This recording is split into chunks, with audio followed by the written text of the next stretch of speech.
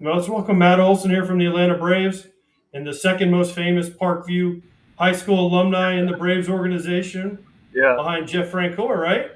Yep. So says Jeff. So who is more famous, you or Jeff? No, it is him. I mean, he was probably he was doing it on the football field too. So I'll give him a nod there. But yeah, I get that one a lot. I think he's spread his word around the league a little more than I have.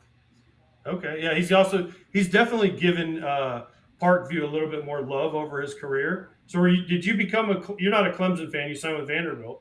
Did you Yeah. you didn't have to become an honorary Clemson fan because of Nope. Jeff Francoeur? Nope. And I met my wife at UGA.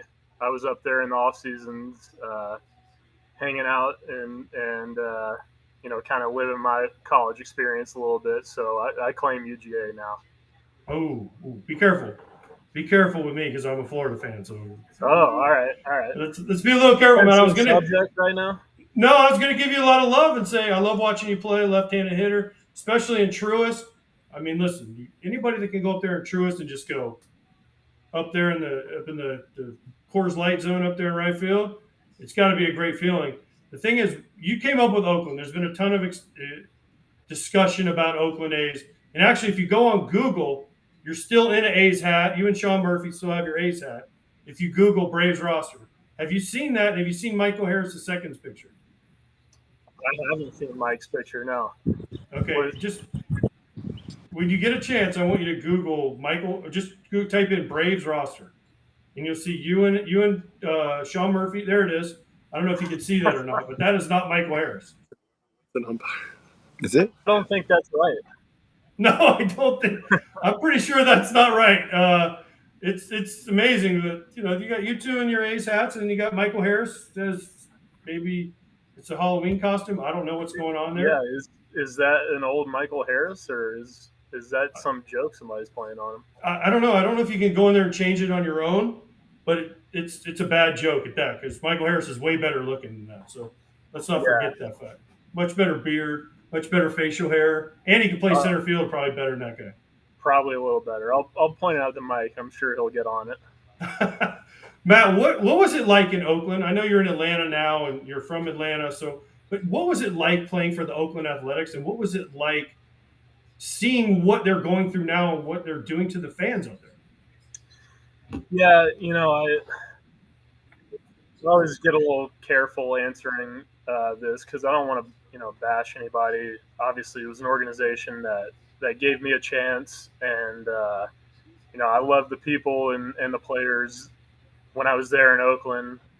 The fans were great. Sure, they might not pack it out the way you want it to, but um, I think there is a fan base there. I think that there's some things that have been neglected as far as um, maybe from the top down or taking care of the stadium or I think we all know about the issues that are going on there, and it's kind of been forced to them, making this Vegas transition. I don't know if it's 100% yet. It's kind of been tough to follow for me, just because it's some new big vote every other week. So a little bit like Boy Who Cried Wolf. You don't know if it's actually happening or not, but yeah, it's sad. I think you turn on any big league game and you see what 2,000 people in the stands. It's not ideal for anybody to kind of get going for a big league game. So it is what it is. There, I think the ship might have already sailed, but I think Oakland's always been good as a place that gives young guys chances, and it just seems that they always hit that reset button and never fully give the guys the next chance. It sucks too, right? Because think of how good of a team y'all would have had. Oh wait, look who's back! I think. Got Oh them. yeah, we're back. Can you hear us? Or is it brutal? Yeah, we can hear you. Do you guys have a question for my guest, Matt Olson? Okay, well, Yes, Matt, how's it going, dude? Of course, literally, we've been doing this show every single day since March 1, and Manfred shut our power off. No, I'm just kidding. But we are outside right now because It's all right. I'm in a power went storage down closet right in now, so it seems middle of fitting. somewhere, Pennsylvania. Yeah, I'm stuck in here Exactly. with the So Red we're Bulls all in right our now. favorite So places. yeah, But, dude. Oh my gosh. Yes, this is 2023. Gotta love it. You guys still hearing us or no? Yeah, we got you. Yeah, we keep freezing up here. Matt, you guys are in Okay. Philly. yeah. You're in Philly. How pumped are you to watch Spencer Strider go out and throw those high heaters tonight? Man, he's electric. I had a guy tell me it looks like he's throwing ping pong balls one time. That's like my go-to Strider story, and I haven't had the chance to step in the box off of him, but I know for a fact I don't want a guy to be looking like he's chucking ping pong balls. So he's fun to play behind. You know the stuff that he has, you see it, but dude's one of the best competitors I've played with too. So when you double those things up together, it's you're going to have a pretty solid career. Who's the best? All right. Go ahead, Eric. Sorry. Oh no, I was just gonna say. So if Strider, you haven't faced him. If it's him, that's cool. If it's somebody else, it's cool. Who would you bat slam after you hit a home run off your own teammate, like Reese did off of Strider last year in the playoffs? Off my own teammate right now? Yeah, off your own teammate. Yeah. I'm trying to think who I'd like to hold that over their head the most. You can't say Jesse Chavez because I hit a home run. No, off I him, wouldn't so do that to count. Chavi. He's been around too much. I respect him too much to do that. He would cut you. Yeah, he'd have some issues with it. Maybe I'll go a little Kirby Yates. Kirby and I get along pretty good, and he gets a little fiery. So maybe I'd like to spark a little fire in him. All right. Think you would get Hey, mad Matt, about it? how much? Go ahead, So you AJ. think you get mad? No. Yeah, you think you'd get a little mad if you went deep off of him? Oh, he'd get the ass. Yeah. Really? Yeah, Because you I guys think- are friends, or because he gave up a homer?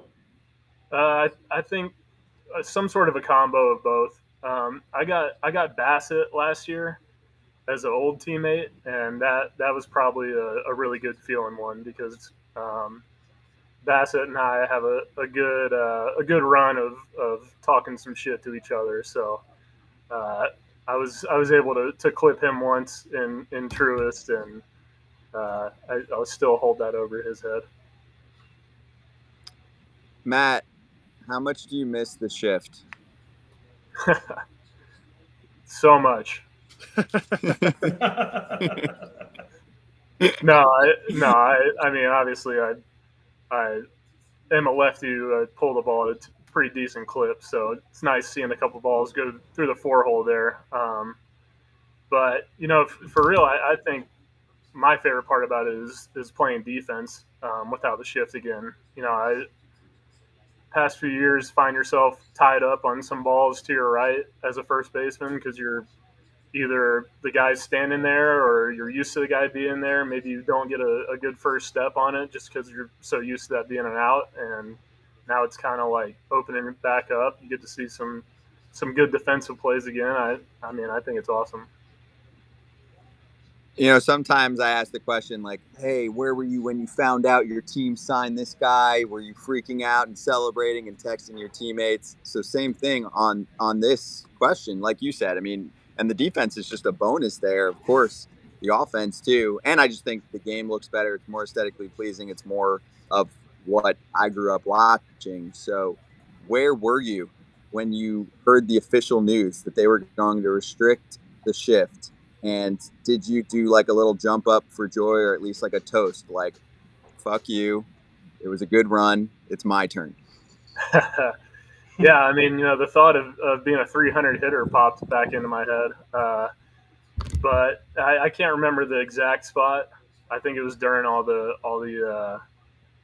CBA stuff that it started becoming a little more real. I know they've been kicking it around for a while. You know, I think it was clear that I was fully on board with it. But yeah, I mean, it was a good day in the Olson house. Matt, dude, you don't care about the shift. You hit the ball over the shift. Now, see, a ground ball guy like myself, if they shifted, I'd be like, oh, I'd break my bat. You're up there with your arms out, bringing it in. You're going over the shift. It shouldn't have mattered where they shifted because you were going deep. But that's okay. I understand. I understand your love. You also got to come home.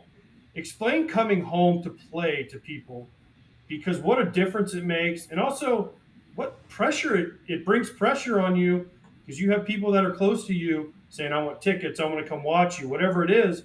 But there's also a pressure that comes along with playing at home.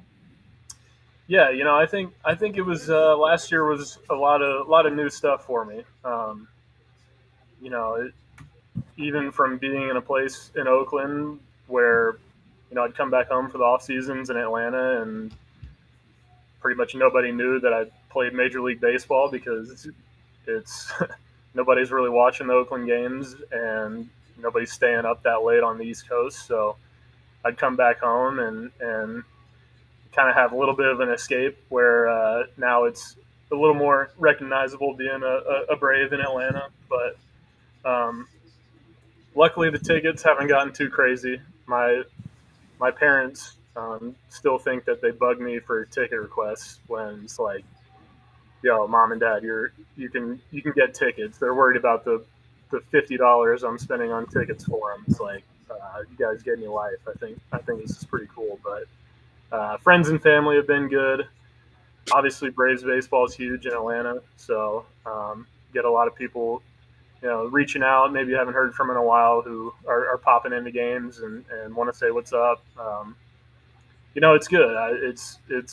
It was a dream of mine to be a Brave as a kid, and not many people get the chance to put on a uniform for the city that you grew up in and always saw yourself playing. So sure, there might be a little extra on it, being somebody from Atlanta, but I look at it as a really cool opportunity, more so than any sort of pressure.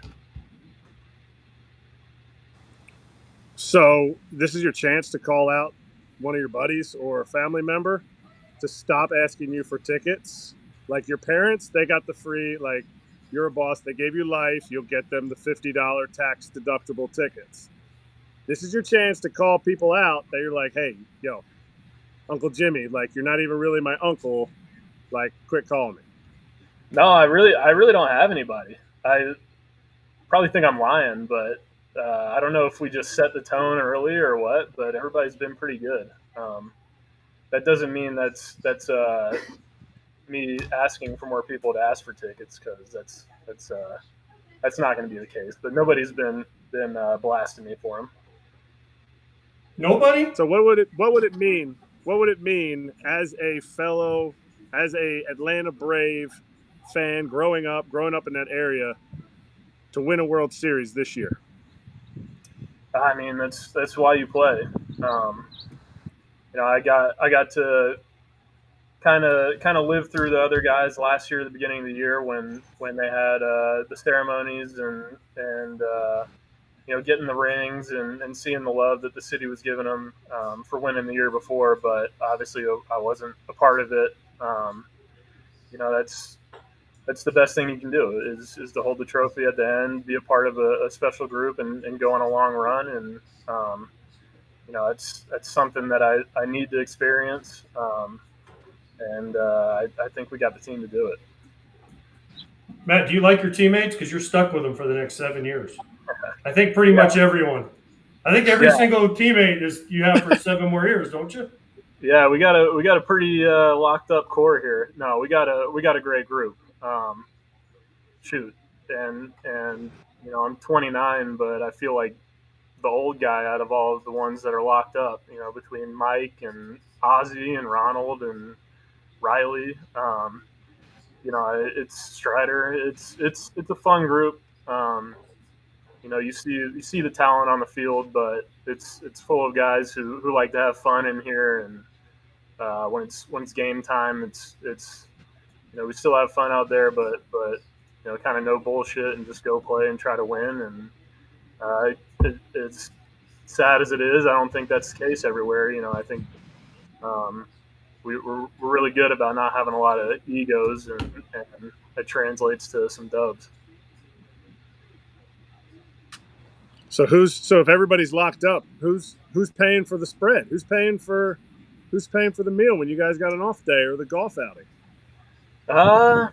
We rotate through a few. I'm stepping up at a pretty decent clip, I would say, but it's not.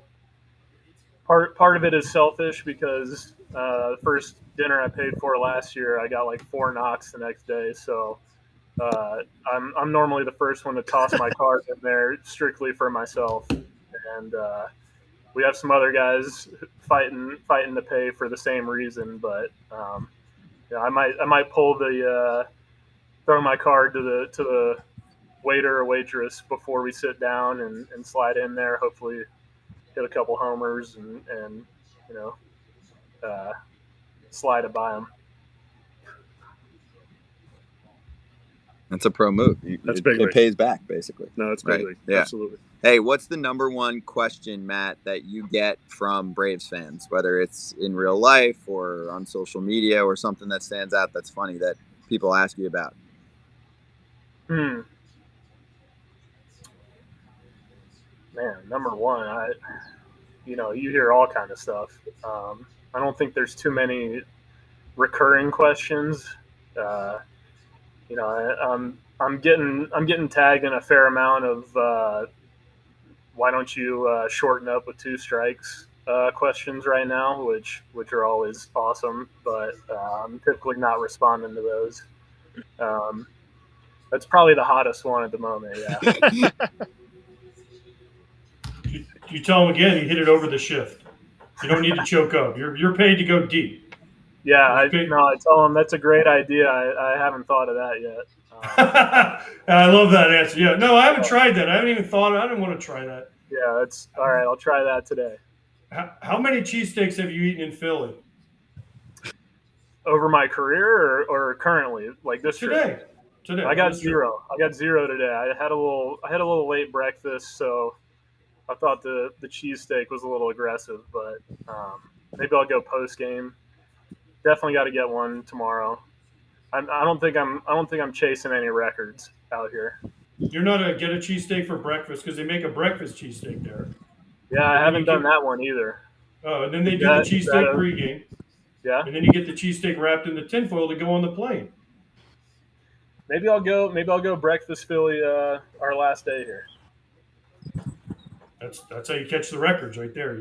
They also have homers in them, by the way, just so you know. Okay, now we're talking. Who is the record board still on the fridge?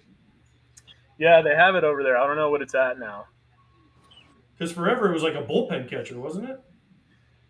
Sam Hilliard, who was with Colorado last year, said their Marcus Hamill had like 24 on. I don't know if that. I'm assuming that was a series. Surely nobody's popping 24 in a day, but I don't know if that record's still standing. Wow, that's a lot of cheesesteaks, and I don't care how many days you're there, even if you're there for 4 days. I don't know. I think we lost. Did we lose you guys again? Okay. Well, Matt, thank you. I'm sorry that this sucked for you.